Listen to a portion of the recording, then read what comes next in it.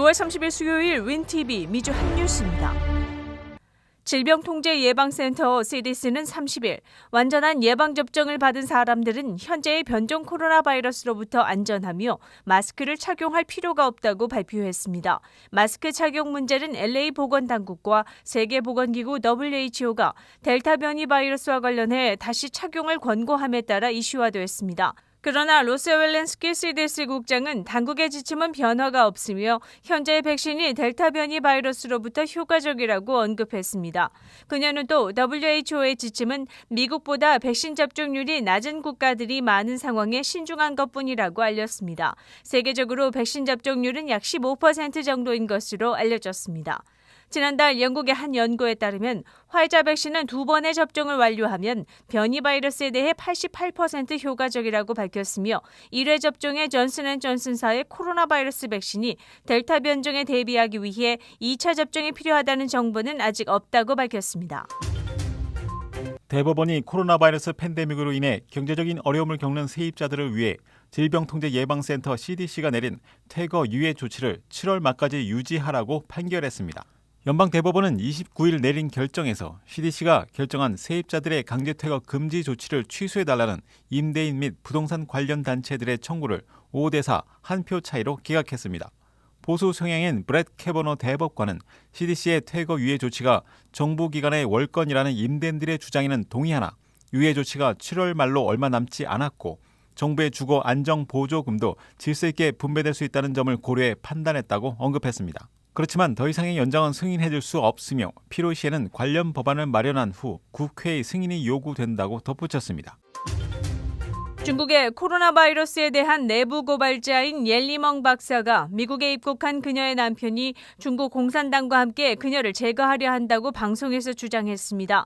옌 박사는 2020년 4월 중국에서 탈출하기 전에 그녀의 남편이 자신이 중국을 떠나는 것을 막기 위해 중독 시도를 포함해 다양한 방법으로 자신을 해치려 했다고 밝혔습니다.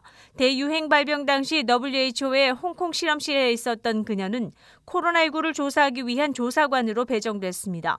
그러나 그녀의 감독관은 조사 과정 중 너무 많은 질문을 하지 말라고 경고했습니다. 옌 박사는 중국 정부가 감염자의 3분의 1 정도를 숨겼으며 확진 판정을 받은 모든 사람은 우한의 수산물 시장과 연관된 것으로 발표됐고 의도적으로 수산물 시장과 연결시키려 했다고 말했습니다. 그녀에 의하면 실제로 우한에서 코로나 바이러스가 테스트됐고 중국 당국은 의도적으로 감염자 몇 명에게 여행을 허락했다고 말했습니다. 옌 박사는 연구 결과를 담당자에게 전달했으나 조사관 담당자인 푼 박사는 중국 정부를 위해 침묵을 유지하기로 결정했다고 말했습니다.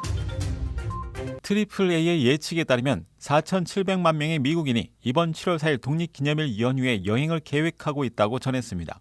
7월 1일부터 7월 5일까지 4,770만 명이 여행을 할 것으로 예상하고 있으며 이 중 4,360만 명이 자동차로 350만 명이 항공기를 이용할 것으로 예상했습니다. 이로 인해 항공사들은 전염병 이전의 예매율 90%를 회복할 것으로 예상하고 있습니다. AAA의 폴라 투아이데이 수석 부사장은 미국인들이 1년 반 동안 미뤘던 여행을 계획하고 있으며 플로리다의 올랜도, 캘리포니아의 애너하임, 콜로라도주의 덴버가 주 여행지로 꼽히고 있다고 알렸습니다. 일리노이주는 7월 1일부터 확대된 보육 지원을 제공합니다. 빈곤선 이하의 가정은 보육 서비스에 대해 월 $1만 지불하면 됩니다. 확장된 프로그램은 직접 보육 지원을 받지 못하는 사람들도 보육비가 가계소득의 7%를 넘지 않게 할 것이며 보육 지원 자격을 확장해 연방 빈곤 기준의 225%에서 최대 250%까지 확장합니다. 이번 보육 혜택 프로그램은 영구적인 확장이며 미국에서 중간소득 가정의 보육 지원에 가장 앞장선주가 될 것이라고 주지사는 밝혔습니다. 주 당국은 고용주들과 구직자들은 서로를 필요로 하고 있으나 육아 서비스를 구하지 못해 일자리 문제가 해결되지 못하고 있다고 알렸습니다. 일리노이주의 프리스커 주지사는 28일 시카고 베어스가 알링턴 하이츠에 새로운 경기장을 짓는다면 10억 달러 이상의 비용이 들 수 있으며 주정부와 일리노이 납세자들이 그 비용을 부담하지 않을 것이라고 언급했습니다. 이번 주지사의 발언은 미국 프로 미식 축구팀인 시카고 베어스가 지난 17일 현재 폐쇄된 알링턴 국제 경마장을 매입하겠다고 발표한 후 처음 나왔습니다. 주지사는 부동산에 대한 결정은 개인적인 일이지만 자신은 다운타운에서 베어스의 경기를 즐겼으며 앞으로도 그러길 원한다고 말했습니다. 6월 30일 수요일 코로나19 현황입니다.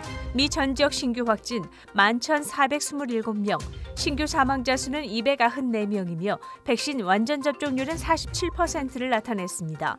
일리노이주 신규 확진 301명, 신규 사망자 수는 2명이며 백신 완전 접종률은 46.1%를 나타냈습니다. 다음은 어제 기준 각 주의 신규 확진자와 신규 사망자 수입니다.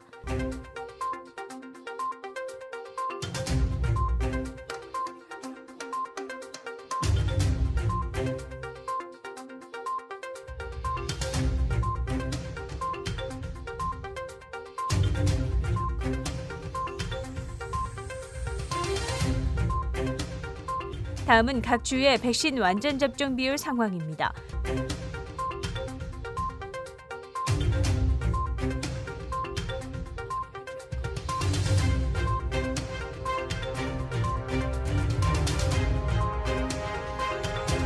코로나19 데이터 관련 자세한 내용은 시카고 토탈닷컴을 통해 다시 볼 수 있습니다. 윈TV 채널 24.5와 MCTV 채널 24.6 방송은 안테나를 이용한 공중파 방송을 통해 시청할 수 있습니다. 코로나19 비상시국 뉴스24에서는 여러분의 제보를 기다립니다. 제보 전화 847-290-8282번입니다.